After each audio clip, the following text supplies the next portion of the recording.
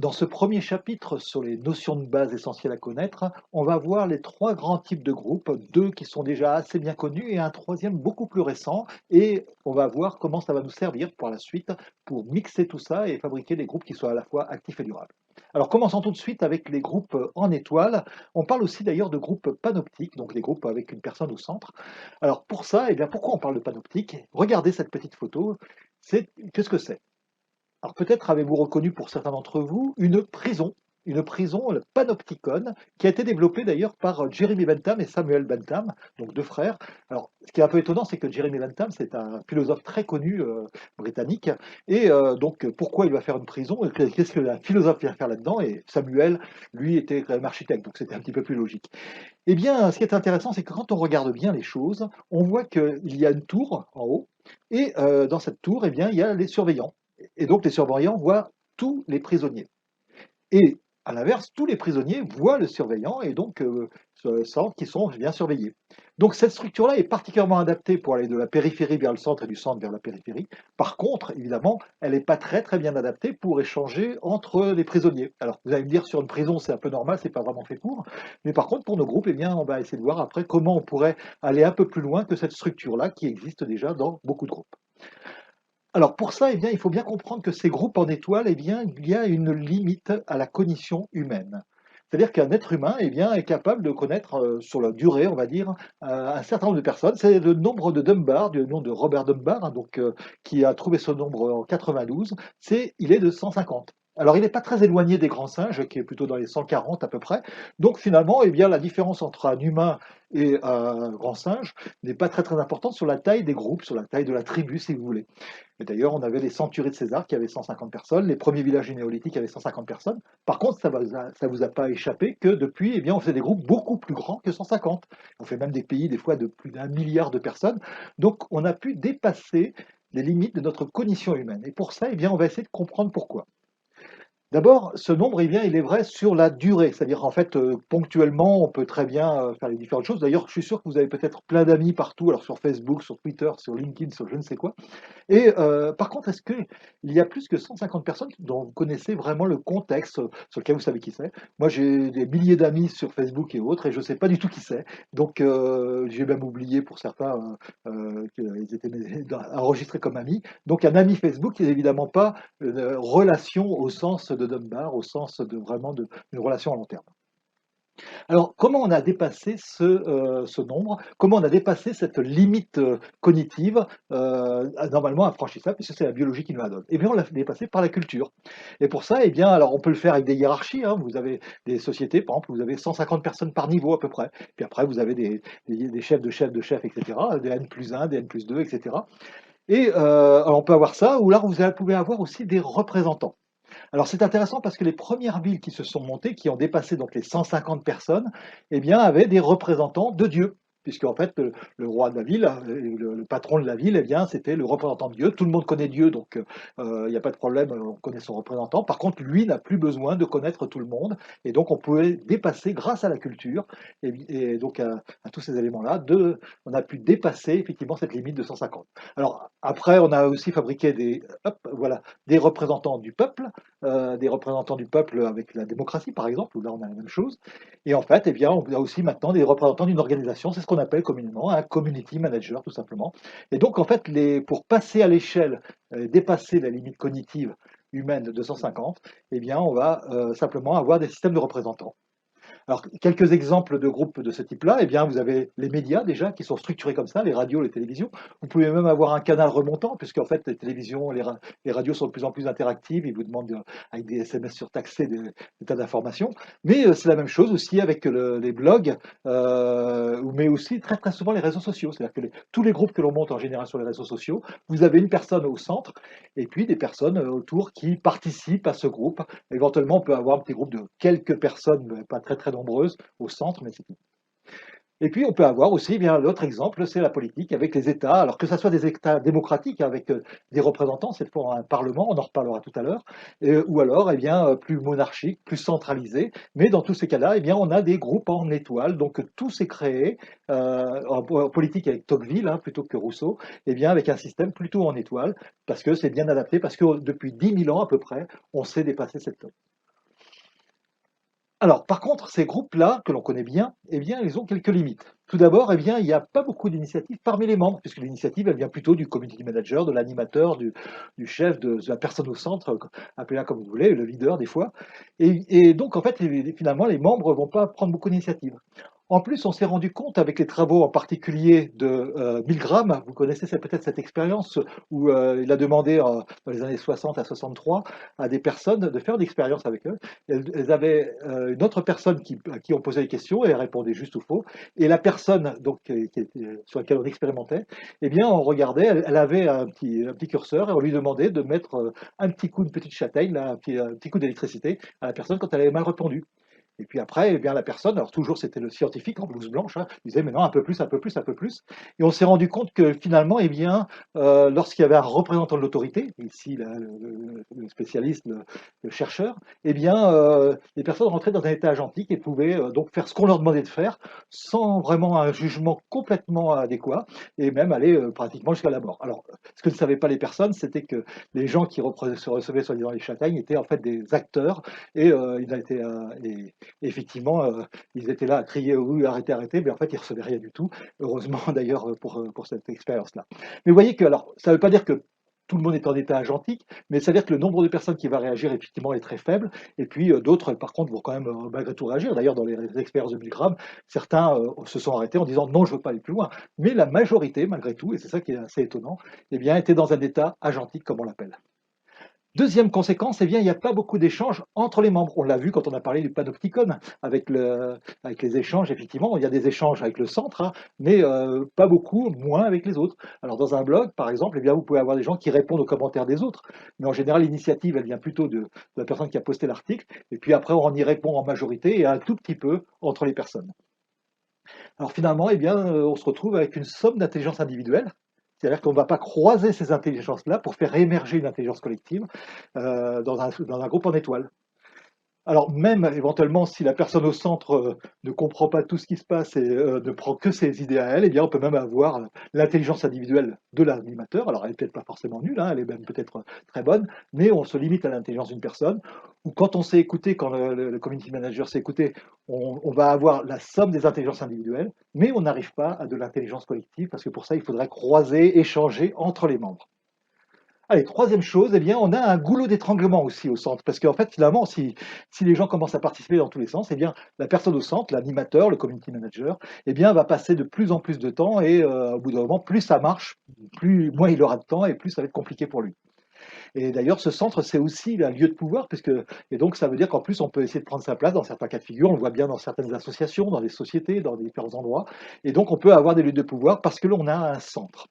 Donc on voit que ces groupes en réseau sont à la fois extrêmement puissants, mais ils posent quelques petits problèmes. Et donc ça serait intéressant de voir si on pouvait aller un cran plus loin et faire émerger ce qu'on appelle aujourd'hui, au XXIe siècle, de l'intelligence collective.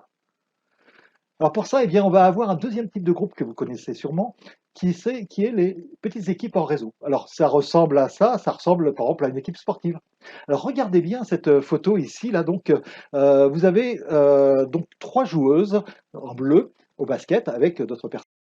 Et la personne la plus à droite, eh bien, elle doit pouvoir comprendre non seulement sa relation avec la personne en bas à gauche, la personne aussi plus en haut à gauche, mais il faut aussi comprendre les relations entre les 2 personnes et finalement même peut-être encore un peu plus que ça, puisque finalement ces relations, elles vont dans différents sens. Est-ce que, l'un est bien démarqué par rapport à l'autre, l'autre par rapport à l'un? Et même on peut avoir, eh bien, la personne par rapport à elle-même. Est-ce que je sais que cette personne-là, cette joueuse, eh bien, elle est en forme aujourd'hui particulièrement ou, telle autre et cetera. Donc vous voyez que simplement sur ce jeu, simplement à 3 ici, eh bien, il y a beaucoup plus d'interaction que simplement les 2 liens pour, comprendre 2 personnes, comme on avait dans les groupes en étoiles. Eh bien, vous avez 1, 2, 3, 4, 5, 6, et avec les personnes elles-mêmes, 7, 8, 9, 9 comme 3 fois 3 en fait, c'est-à-dire que vous avez le carré en fait du nombre de personnes comme lien. Alors ça fait beaucoup plus de liens. Alors si je reprends mon fameux nombre de Dunbar, rappelez-vous, on disait c'était le nombre de personnes avec lesquelles je pouvais faire des liens et donc les personnes que je connaissais. Eh bien si au lieu de reprendre ça comme des personnes, mais je prends ça comme des liens, et à ce moment-là, eh bien, je vais avoir beaucoup moins de personnes parce qu'il va falloir beaucoup de liens pour 3 personnes, 3 fois 3. Pour 4 personnes, il faudra 4 fois 4, 16, etc. Donc finalement, eh bien, ça va nous donner une limite, cette fois la nouvelle limite, mais pour les petites équipes holoptique. Alors on parle de l'optisme hein, dans ce cas-là, lorsqu'on veut effectivement parler de groupe en réseau. Hein. Panoptique, ça veut vraiment le système en étoile. Holoptique, ça veut dire tout le monde avec tout le monde. C'est un terme qui vient de Jean-François Noubel. Alors, combien on va avoir, quelle est la taille maximum d'une équipe, cette fois holoptique, d'une équipe en réseau? Eh bien, si je fais 12 fois 12 personnes, ça fait 144. Alors, vous allez me dire, ça fait très biblique. Mais oui, effectivement, la sagesse populaire avait trouvé ça. D'ailleurs, pas simplement chez les chrétiens, mais aussi chez les Grecs, avec les dieux grecs. Il y avait plein de dieux grecs, mais dans l'Olympe, eh bien, il n'y avait que 12 places. Et pourquoi? Parce que 13 fois 13, eh bien, c'est 169. Donc, on n'arrive pas à travailler en réseau à plus que 12. À partir de 13, on n'y arrive pas. Il faut en crucifier un, ou plus exactement, par exemple, dans la tradition chrétienne, tant que Jésus était au centre, eh bien, ça se passait bien. Et puis, tout était fait pour qu'une fois qu'il ne soit plus là, eh bien, les 12 apôtres puissent travailler entre eux réellement en réseau, donc à 12 personnes. Donc, vous voyez que la sagesse populaire, aussi bien chez les Grecs, chez les chrétiens et même avant, eh bien, retrouve des résultats qu'on a retrouvés aujourd'hui d'ailleurs avec les neurosciences plus récemment et l'anthropologie. Donc ça veut dire que bien finalement la taille, donc 13 fois 13 ça marche pas bien, la taille maximum c'est 12 sur le long terme. Alors sur le long terme ça peut être même la durée d'un match, hein, tout à fait, hein, donc, parce que là il va falloir quand même beaucoup d'interactions. Alors vous allez me dire oui mais il y a quand même certains sports collectifs qui sont à plus que 12 personnes. Le football c'est 11, d'accord, il y a le basket, non, tout ça, ça va bien, mais il y en a un. Alors lequel? Alors vous avez peut-être deviné, effectivement, c'est le rugby. Et le rugby, bah, alors, tout ce que j'ai dit avant, c'était faux, quoi. En fait, le rugby est un sport très fascinant parce que la plupart des actions du rugby, eh bien, un ensemble de joueurs vont agir comme un seul homme. C'est-à-dire que dans la mêlée, eh bien, ou dans le pack, eh bien, ils vont agir en même temps. Et donc, finalement, moi, joueur, je n'ai pas besoin de comprendre 15 ou 13 autres joueurs, enfin, faire 15 ou 13 joueurs en tout, moi compris, mais je vais juste avoir besoin de comprendre moins de 12 unités, puisque la mêlée elle-même va être considérée comme une unité, ou alors lorsqu'on a le jeu en ligne, hein, eh bien, on a effectivement la même chose, c'est-à-dire quelque chose où les joueurs avancent, on va dire, comme un seul homme. Alors pas tous, mais suffisamment pour que finalement on arrive à dépasser un peu les 12 sans avoir besoin dans notre tête de dépasser 12 unités de jeu, si vous voulez. Alors ça c'est très intéressant, mais effectivement on a pu dépasser de pas beaucoup. Et ça nous limite quand même un peu à 12. Alors, comment ça se passe ailleurs? Alors, il y a les sports collectifs, hein, on l'a vu. Alors, à distinguer des sports d'équipe, parce que vous avez les sports d'équipe, effectivement, qui sont plus panoptiques, qui sont plus en étoile. Mais dans les groupes musicaux, eh bien, vous avez des duos, des trios, des sextuors, etc., nonettes, dixtuors. J'ai pas trouvé au-delà les termes là-dedans, mais en général, eh bien, on a des groupes jusqu'à une dizaine, jusqu'à 12 grands maximum. Au-delà, il faut eh bien, un chef d'orchestre. Alors, d'ailleurs, au passage, pour les jazzman, c'est plutôt un duet, un sextuet, un septuet, etc. Donc, mais voilà, et donc on va trouver en jazz ou en musique classique la même chose. Je vous mettrai en dessous une petite vidéo extrêmement intéressante. C'est juste une flash mob musicale, mais je vous conseille de regarder très attentivement. Alors, regardez la première fois pour le plaisir, c'est vraiment magnifique. Mais la deuxième fois, regardez et essayez de compter à partir de combien de musiciens qui arrive le chef d'orchestre. Et vous allez voir, c'est extrêmement intéressant. Alors, on pourrait dire, oui, mais alors ça c'est bien, mais alors dans l'Assemblée nationale, ça marche pas parce que là, il y a beaucoup plus de monde. Et puis, bah, il n'y a pas une personne au centre qui décide qu'est-ce qu'il faut faire, comment vous allez voter, etc. Alors, regardons d'un petit peu plus près, malgré tout. Parce que, effectivement, dans l'Assemblée nationale, par exemple, si je prends l'Assemblée nationale française, eh bien, vous avez 577 députés et vous avez 9 groupes politiques. Ce qui veut dire que les groupes politiques ont des instructions pour voter. Donc ça veut dire que c'est comme si c'était 9 personnes morales, si vous voulez, mais pondérées en fonction du nombre de personnes qu'il y a. Donc finalement, eh bien, on a bien un système holoptique dans l'Assemblée nationale, mais aussi avec, malgré tout, limité à 12, et cette fois, il ne faut pas compter les députés, mais les groupes de vote, si vous voulez, donc les groupes politiques. Pareil pour le Sénat, d'ailleurs, en France, eh bien, on a 348 sénateurs, 8 groupes politiques. Alors j'ai regardé un petit peu dans beaucoup d'autres pays démocratiques, et on n'a jamais dépassé les 12. Même on est un petit peu en dessous, parce que finalement, il peut arriver qu'il y ait des courants divergents, hein, c'est arrivé en France et dans d'autres pays, où il y a à un moment donné des gens qui vont choisir de voter différemment du reste de leur groupe politique, et ça pose pas de problème tant qu'il y en a quelques-uns en plus, parce qu'en fait finalement notre système est fait sans même le savoir, parce que les gens à l'époque ne comprenaient pas lorsqu'ils ont fait la politique, c'était juste un sentiment qu'ils comprenaient qu'ils ne pouvaient pas dépasser trop de groupes, eh bien, ils étaient toujours dans un système de petite équipe. Vous voyez que, vous voyez que cette fois, eh bien, ce n'est plus une petite équipe de personnes, mais c'est une petite équipe de groupes politiques dans ce cas-là. Alors finalement, ce qui est intéressant, c'est que tout ça, c'est une capacité humaine particulière. Et alors si on regarde un petit peu dans le règne végétal et animal, ça va être différent. Pourquoi? Parce qu'on va utiliser ce qu'on appelle la théorie de l'esprit en sciences cognitives. Alors la théorie de l'esprit, c'est reconnaître les états mentaux de quelqu'un d'autre ou de soi-même, c'est-à-dire d'arriver à se mettre à la place de la tête de quelqu'un d'autre. Donc ses intentions, ses désirs, ses connaissances. Alors c'est à distinguer quand même de l'empathie, parce que dans l'empathie, c'est les sentiments, les émotions. Donc il y a beaucoup d'animaux qui ont de l'empathie. Et l'humain a aussi de l'empathie, mais il a aussi cette théorie de l'esprit, c'est-à-dire qu'il est capable d'imaginer effectivement les désirs, les intentions de l'autre. Alors ça veut dire que dans les alliances, eh bien, en général, dans le monde animal ou végétal, on a souvent des alliances à deux maximum. On n'arrive pas à faire beaucoup plus. Alors, c'est la symbiose hein, chez les animaux et les plantes. Alors, chez certains animaux, comme les grands singes ou les cétacés, on arrive jusqu'à trois. C'est-à-dire que vous pouvez avoir, par exemple, dans une tribu de grands singes, eh bien, une alliance à trois pour renverser le mâle dominant, par exemple, hein. Ou dans les cétacés. Alors, on a par exemple aussi les grands dauphins de la Shark Bay. Alors, c'est intéressant parce qu'ils font une alliance à trois pour protéger une femelle. Et on a même découvert des alliances d'alliances. C'est-à-dire que c'est pas une alliance à neuf, mais c'est trois alliances de trois dauphins. Et donc, ils sont limités à trois cognitivement. Et, voilà. Et nous sommes alors limités un peu plus haut.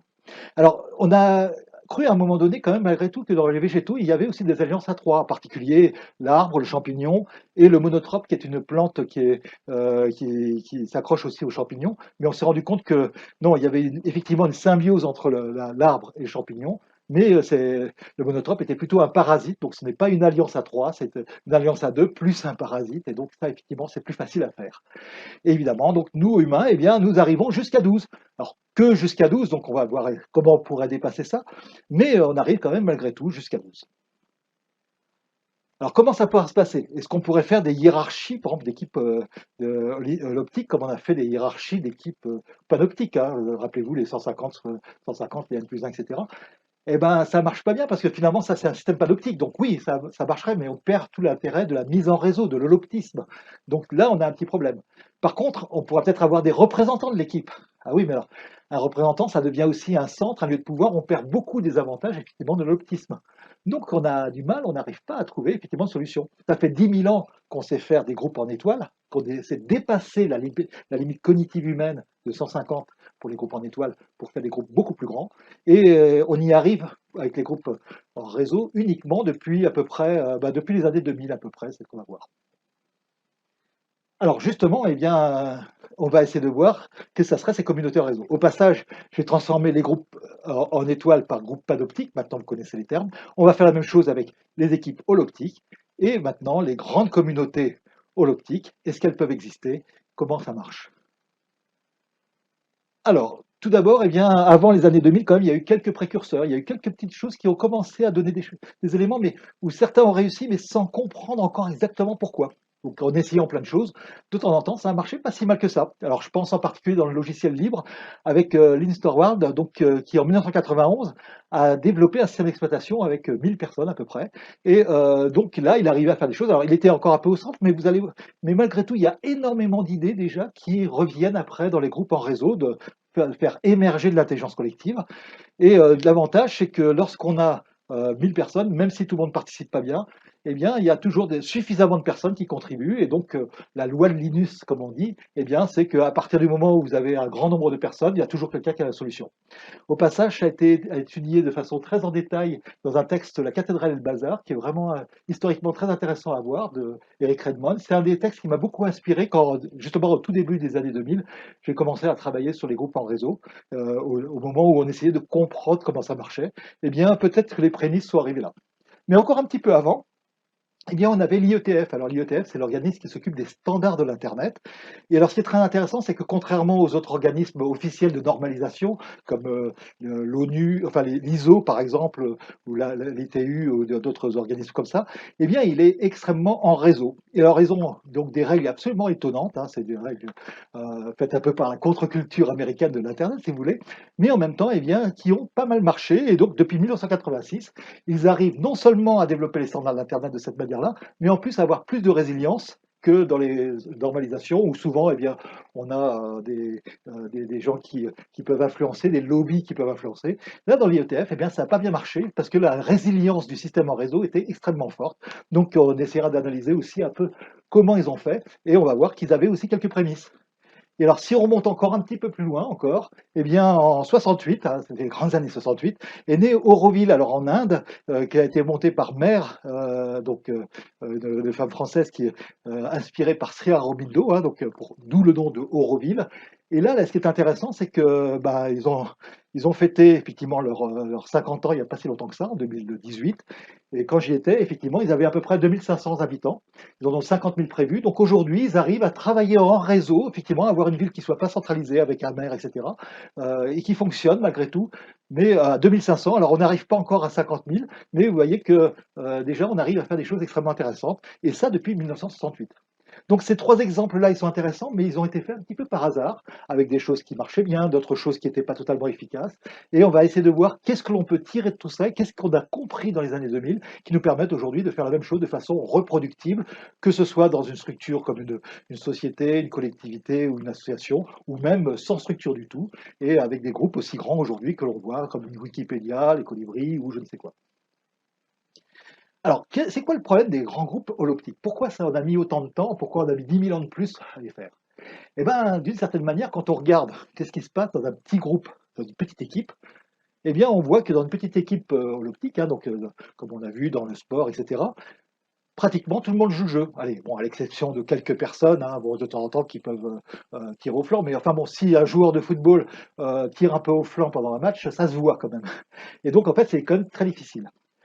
À partir du moment où on est plus que 12 dans une grande communauté holoptique, eh bien, le principal, c'est que ça se voit moins puisqu'on n'arrive plus à comprendre tous les liens avec tout le monde. Donc, il est plus facile d'être ce qu'on appelle un passager clandestin, c'est-à-dire de rien faire. À ce moment-là, eh bien, le problème, c'est que la règle dans une grande communauté, c'est que pratiquement personne ne fait rien. Alors, personne ne fait rien, mais malgré tout, avec quelques exceptions près, et c'est ces exceptions qui, depuis les années 2000, nous permettent de comprendre comment on peut malgré tout fonctionner. Et c'est ça qu'on va voir aujourd'hui pour arriver à bien comprendre on peut faire des grandes communautés en intelligence collective, pas simplement des petits groupes de 10-12, pas simplement des groupes en étoiles qui vont être plutôt une somme d'intelligence individuelle, mais des grandes communautés en réseau holoptique. Alors, ce qui est intéressant et peut-être très contre-intuitif, c'est peut-être la chose la plus contre-intuitive que je vais vous dire aujourd'hui, c'est que le pourcentage de presque personne qui fait rien, eh bien, il est remarquablement constant. Il est toujours entre 10 et 20%. On y reviendra d'ailleurs en détail un peu plus tard, mais vraiment, eh bien, on a toujours au moins 10 ou 20%, ce qui veut dire que dans le pire des cas, vous pouvez toujours vous attendre à avoir au moins 10% de membres actifs. Alors, on fera tout à l'heure des petits exercices, vous regarderez dans des groupes auxquels vous participez, eh bien, le pourcentage de gens actifs. Et sauf s'il est vraiment pathologique ou que tout le monde est parti et personne ne fait rien, mais dans un groupe normalement constitué, même s'il ne marche pas très très bien, eh bien, il y a comme 10% de gens actifs. Et s'il marche merveilleusement bien, eh bien, il y a en général 20% de gens actifs, sauf cas particulier que l'on verra. Alors, du coup, eh bien, maintenant, on va avoir tout ce qu'il nous faut pour la règle, le secret, l'élément vraiment intéressant pour comprendre comment avoir suffisamment d'actifs. Alors, suffisamment, ça serait quoi? Combien c'est suffisamment d'actifs? Alors on va dire que c'est peut-être beaucoup finalement, parce que si on a beaucoup de monde, on va dire ah bah ça marche bien, alors que si on n'en a pas beaucoup, on va se dire oui bon c'est toujours les mêmes qui bossent. Oui, mais le problème c'est ça veut dire combien beaucoup, parce que là je suis en train de jouer avec vous, là je suis en train de faire ce qu'on appelle du calcul pifométrique. Ce qui est très intéressant d'ailleurs, c'est que c'est un économiste japonais dont j'ai oublié le nom, qui disait que les calculs pifométriques n'étaient pas une sous-mathématique, mais au contraire une mathématique à la fois très importante, mais c'est celle des sciences humaines. Alors on va faire du calcul pifométrique, on va essayer de regarder combien ça fait beaucoup. Alors pour ça, on va faire une petite expérience. Je vais lui demander de regarder la photo suivante. Oui, au passage, il faut bien comprendre que tout ça, eh bien, on a redécouvert dans les neurosciences, mais comme d'habitude, il y a des tas de choses qu'on avait trouvées dans les sagesses populaires avant, mais là, cette fois, pas chez nous, mais chez les Munduruku. Les Munduruku étant une tribu amazonienne dont on reparlera. Alors, regardez bien cette première photo. Voilà, une famille, tout va bien, les parents, les enfants, ok. Deuxième photo, ah là, il y a un groupe, alors avec du monde, voilà, il y a un petit peu des gens de différents pays du monde, etc. Très bien. Alors, première question que j'ai pour vous, combien y avait-il de personnes dans la première photo? Ah, alors rappelez-vous, Alors normalement, sauf si vous êtes vraiment pas très attentif, mais même si vous n'avez pas beaucoup de mémoire, eh bien, sans problème de pathologie grave, eh bien, vous avez pu répondre 5. Ou alors c'est simplement que vous n'étiez pas très attentif.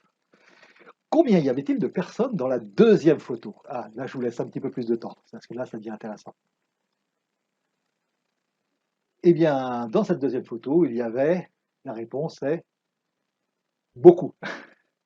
Alors pourquoi beaucoup? Eh ben, en fait, ce qui est intéressant, c'est que la définition de beaucoup, c'est plus que je ne peux constater a posteriori. C'est-à-dire, si je vous avais montré la photo et puis que vous comptiez, eh bien, effectivement, vous auriez pu voir qu'il y avait 42 personnes.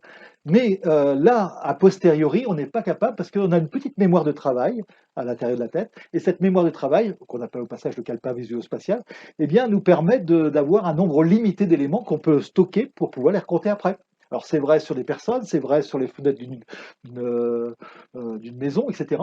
Et sauf cas pathologique, vous avez peut-être vu ces images d'un autiste Asperger de haut niveau que l'on passe en hélicoptère devant une ville et qui est capable de redessiner toutes les maisons et toutes les fenêtres là-dedans. Mais bon, dans son cas de figure, il y a certains neurones qui étaient utilisés pour le cerveau social qui sont remis dans cette mémoire de travail. Donc évidemment, il a plus d'éléments. Mais en général, dans votre groupe, vous allez avoir des gens pas forcément tous pathologiques, il n'y en a pas tant que ça. Et donc, vous allez avoir des gens qui vont trouver beaucoup à partir du moment où ils n'arrivent plus à compter. Et ce beaucoup, eh bien, c'est entre 5 et 9 à peu près. C'est la taille de notre mémoire de travail.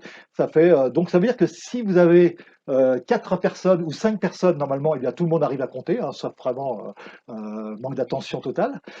Si vous en avez 6, 7, 8, 9, si j'en avais 6, 7, 8, 9, eh bien, vous en auriez quelques personnes qui arriveraient à compter, d'autres non.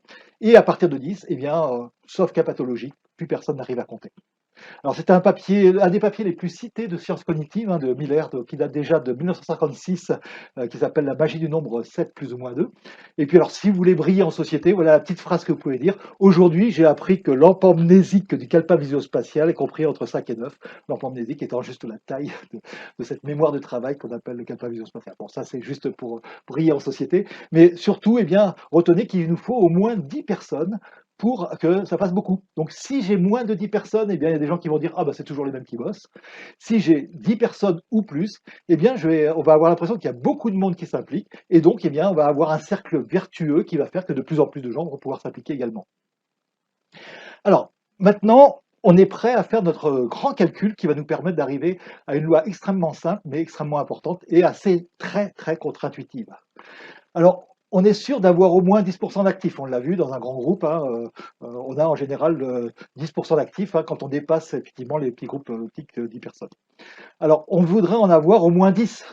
Donc, ces 10% devraient être au moins 10 actifs pour qu'il y en ait beaucoup, comme on l'a vu. Donc, 10% du groupe, les 10% d'actifs représentent 10 personnes. Combien représente le total du groupe, c'est-à-dire les 100% du groupe? Combien faut-il de membres pour avoir au moins 10 actifs, sachant que ces actifs sont 10%? Alors, pour ceux qui ont réussi à trouver le calcul, ou sinon je vous donne le résultat, eh bien, c'est tout simplement 100.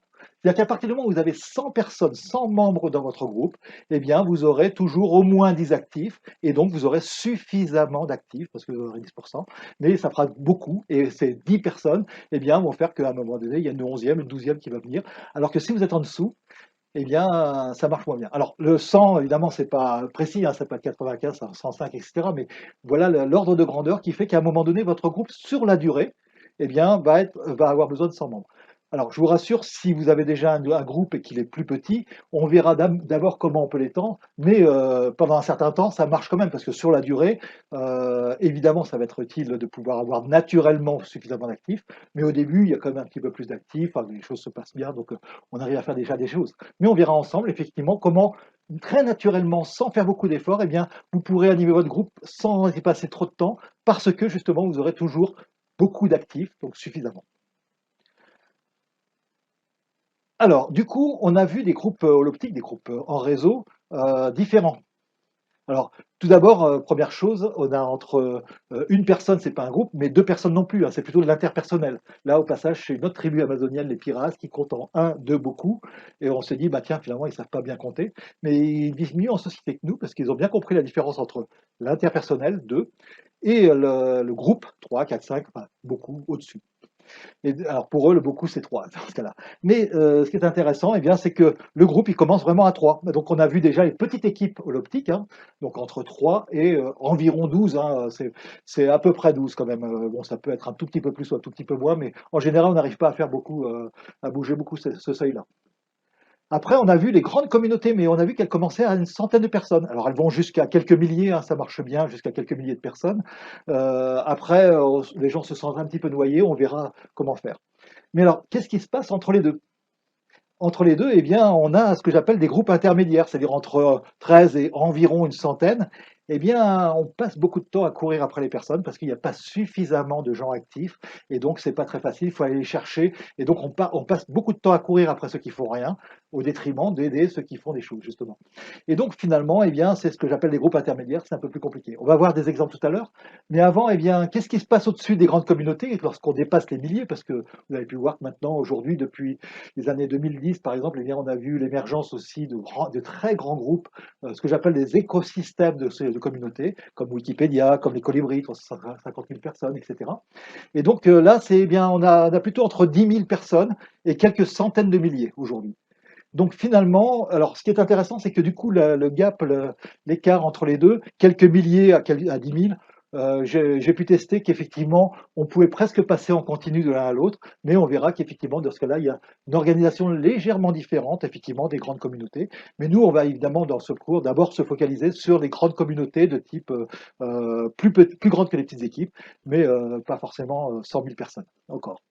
Alors, qu'est-ce qui se passe au-dessus? Eh bien, c'est du domaine de la recherche, puisque en fait, on sait pas encore effectivement très bien tout ce qui se passe. Il y a des tests, on a commencé à regarder comment on peut mettre en réseau des écosystèmes de communautés, et donc il y a des tests. On commence à regarder des choses qui se passent à 1 million de personnes, mais aujourd'hui encore, à l'heure où je vous parle, eh bien, personne ne sait mettre en réseau les 7 milliards d'habitants de cette planète, et donc là, on est obligé d'utiliser des systèmes en étoile, ou alors des systèmes de représentants avec des systèmes à l'ONU, etc. Mais on ne sait pas effectivement mettre en réseau, faire de l'intelligence collective au-delà. On en est déjà à essayer de comprendre, mais rappelez-vous, déjà en 2000, on savait travailler jusqu'à 12 en réseau pour faire de l'intelligence collective. Aujourd'hui, depuis les années, jusque dans les années 2000 à 2010, eh bien, on a commencé à bien savoir comment faire des grandes communautés, entre 100 et 1000. Et puis, à partir des années 2010, eh bien, des écosystèmes de communautés. Et on peut espérer que bientôt, on sache passer encore à l'échelle supérieure progressivement. Alors, deux petites histoires rapides pour vous montrer quand même à quel point cette règle, elle est incroyablement contre-intuitive, même si elle est très simple. Il faut 100 personnes pour avoir suffisamment d'actifs. C'est deux histoires vraies. Une première, il y avait une personne qui avait un groupe d'une centaine de personnes à peu près. Et puis, ben, il se disait, ben, c'est toujours les mêmes qui bossent. Allez, il y a 10-15 personnes qui bossent et puis personne ne fait rien. Donc, il est bien dans les 10-20%, hein, donc tout va bien. Et donc, il en a eu marre et il a viré tous ceux qui ne travaillaient pas. Donc, en fait, s'il y avait 10 personnes, il a viré 90 personnes et il a gardé que les 10. Et alors, bah, dans les 10, eh bien, je vous le donne en mille, il restait plus que 10% qui travaillaient, là, il était tout seul. Alors vous allez me dire, non, mais là, on est revenu à une petite équipe optique, donc c'est plus le même fonctionnement. Ah oui, mais quand on a pris l'habitude d'une grande équipe, on change tout brutalement et on reste avec un certain délai dans l'ancien système. Et donc, on a vraiment eu 10%, effectivement, c'est ce qu'on a observé. Et donc, il s'est retrouvé en retirant des personnes inactives à avoir beaucoup moins d'actifs. C'est paradoxal. À l'inverse, c'était dans les bibliothèques en Bretagne. Eh bien, les gens sont venus me voir un jour en me disant, ben, on a un problème là, on a du mal à voir la dynamique de groupe. Alors, combien vous avez de personnes? 50 à peu près. Et combien vous avez de personnes actives? Oh, ben, on en a, allez, 5, 6, 7, 8 peut-être, mais on n'arrive pas, ils n'arrivaient pas aux 10. Et donc, évidemment, ça avait du mal à décoller. Alors je leur dis, bah, c'est très simple, il suffirait de rajouter 50 personnes dans votre groupe et pour être plus nombreux. Alors là, impossible, ils me disent que, puisque en fait, nous, on est simplement des bibliothécaires, on est 50 sur le territoire et donc on n'est pas de plus. On ne peut pas être plus. Alors j'aurais proposé de mettre 50 personnes qui n'avaient rien à voir mais qui pouvaient être intéressées. Allez, bon, typiquement, quand même, ils ont pris des usagers des bibliothèques là-dedans. Et donc ils sont passés de 50 à 100, simplement en rajoutant des gens plutôt inactifs. Et au miracle, eh bien, le nombre d'actifs a doublé alors que le nombre de membres augmentait. Alors, ce qu'on a observé, c'est quand même malgré tout que les personnes qui devenaient actives étaient souvent plutôt des anciens bibliothécaires inactifs qui devenaient actifs. Mais à partir du moment où les gens du groupe comprennent qu'on est plus nombreux, eh bien, naturellement, il y a plus de personnes qui vont être actives. C'est extrêmement contre-intuitif, comme vous le voyez, puisque rajouter des inactifs et vous aurez plus d'actifs, supprimer des inactifs et vous aurez moins d'actifs. Donc tous les gens qui font rien dans votre groupe sont vos amis, ça c'est notre première règle. Alors, eh bien, on a vu nos groupes panoptiques, nos équipes holoptiques, nos communautés holoptiques. Maintenant, je peux vous utiliser les vrais mots, hein, puisque au départ, on a parlé de groupes en étoiles, après des équipes en réseau et des communautés en réseau. Et ça va être à vous de jouer. Alors, ce que je vous propose, c'est vous allez essayer de faire, alors dans votre petit document de stratégie déjà, simplement un petit exercice très simple, là, c'est pas encore grand-chose, mais est-ce que vous participez à un groupe panoptique? Alors c'est peut-être le groupe que vous animez, mais si c'est pas le cas, prenez n'importe quel groupe auquel vous participez. Vous faites partie de plein de groupes, aussi bien sur Facebook, des groupes musicaux, des groupes amicaux, sportifs, professionnels, etc. Prenez ceux que vous connaissez, essayez de les lister, et regardez quelles interactions vous avez avec les autres et avec le centre. Est-ce que vous avez beaucoup d'interactions entre les personnes? Et est-ce que vous avez beaucoup d'interactions avec le centre? Plus peut-être. Est-ce que vous prenez des initiatives si vous n'êtes pas vous-même l'animateur? Et sinon, eh bien, est-ce qu'il y a des cas où vous êtes vous-même l'animateur, vous êtes au centre de l'étoile, et à ce moment-là, comment ça se passe? Donc prenez un petit moment déjà pour parler de ces groupes panoptiques. Maintenant, eh bien, faites la même chose avec des petites équipes holoptiques. Alors peut-être que vous faites partie d'un groupe de musique, d'une famille, hein, puisque la famille, c'est un petit groupe qui peut être. Alors des fois, il est très très panoptique aussi, mais essayons de voir un petit peu leur musique ou au travail, par exemple, dans les équipes de travail, vous avez de plus en plus d'équipes vraiment qui travaillent en réseau, même si vous avez des fois un manager, eh bien, il prend plus un rôle de facilitateur. Et dans ce cas-là, eh bien, si vous êtes dans une équipe holoptique, quelle est sa taille? Regardez la taille, regardez si elle dépasse 12, et si elle dépasse 12, quelles en sont les conséquences, et sinon, ben, quelle est la taille de cette équipe? Et puis peut-être vous faites partie de communautés plus larges, donc maintenant d'associations, de groupes différents, et donc essayez de compter combien il y a d'actifs à peu près dans votre groupe, qui soit associatif, amical, professionnel, etc. Combien il y a de membres? Quel pourcentage d'actifs, donc il suffit juste de diviser, et finalement, eh bien, posez-vous la question si votre groupe est suffisamment grand et qu'est-ce que vous pourriez faire effectivement là-dessus. Donc, vous voyez, on est juste dans les premiers éléments de stratégie pour bien comprendre les choses.